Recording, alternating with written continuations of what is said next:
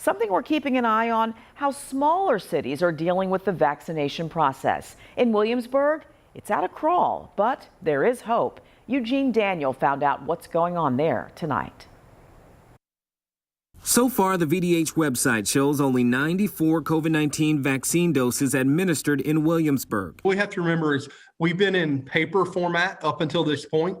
So all those records have not been reconciled or entered. EMS Battalion Chief Brad Beam is also the city's infection control officer. He says the numbers don't tell the full story.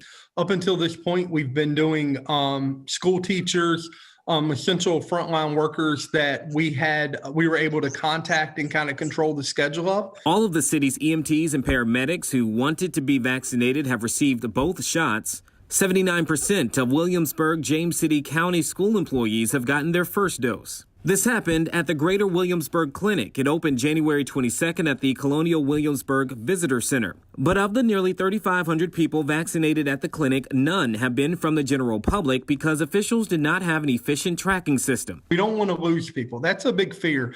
We do the first round, and if we started doing general public and we didn't have that tracking mechanism, then it's harder for us to get them back in for round two. But that changes starting on Friday. Over 700 people ages 65 and up will receive their first dose at the clinic. Beam said the city had been waiting on the state to launch an electronic recording system called PrepMod. It allows people pre-registered with VDH to sign up for their vaccination and then tracks them.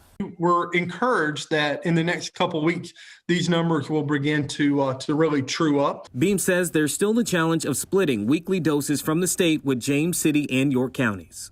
The goal is to open the clinic 2 days a week, starting next week, one to give out first doses and the other for people who need their second.